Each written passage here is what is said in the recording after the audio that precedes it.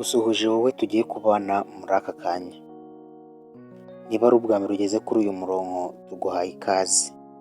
Kanda subscribe ufungure inzogera kugira ngo uko dushizeho ikiganiro gisha ugiye uducakira mu ba mbere. Niba kandi ukunda ibiganiro byacu tukugezaho umunsi ku munsi, wakanda like kugira ngo dukomeze kwagura uyu murongo wacu mugari.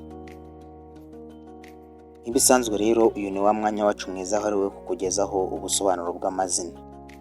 Aka kanya rero tugiye gusubiza umwe mu bakunzi bacu watubajije ngo tuzamugezeho ubusobanuro bw'izina Ian.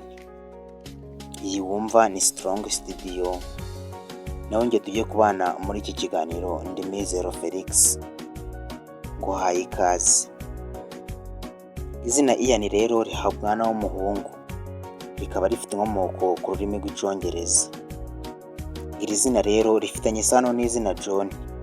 Izina Ian rero rikaba ari impine ikunzwe gukoreshwa cyane mu gihugu cya Scotland ndetse na Ireland.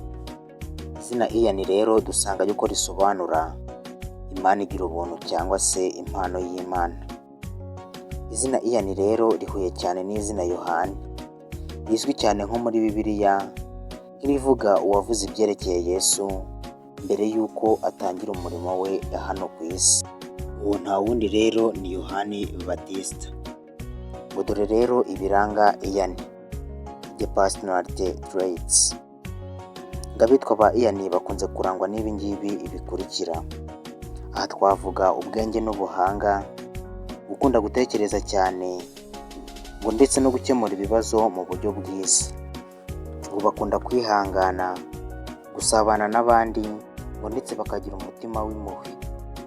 Ngo dore ibyo Ian akunda: kwigira ku bandi no gukura mu bitekerezo, ubushuti n'umubano mwiza, ubwiza n'umuco ndetse no gukunda ubutabera. Ngo nubwo Ian rero ngakunda bimwe muri ibi, ngo gusa hari n'ibyo yanga. Aha twavuga ikinyoma n'uburyarya, gufatwa nk'aho adafite agaciro, guhatirwa ibintu adashaka, kugira inshuti ntizimwizere, ndetse no kuba mu buzima butagira intego. Ngo dore rero amwe mu mazina afitanye isano n'izina Ian. Aha rero nakubwira izina John, Sean ndetse na Ivan. Aya mazina rero nayo akaba afitanye isano n'izina Ian. Ngaho rero ngubwo ubusobanuro bw'izina Ian. Nawe niba ari izina wifuza ko tugusobanurira, twandikira muri comment maze tuzarigusobanurira. Hagati aho rero ntugende udakoze subscribe, ukore like, utere na comment. Gusa nanone niba iyi video uyikunze, ukande like kugira ngo dukomeze kubana no mu bindi biganiro bitandukanye. Ndagushimiye wowe twabanye muri iki kiganiro, urarikira gukurikirana icy'ubutaha. Twari kumwe ndi Mizero Felix. Imana ibarinde.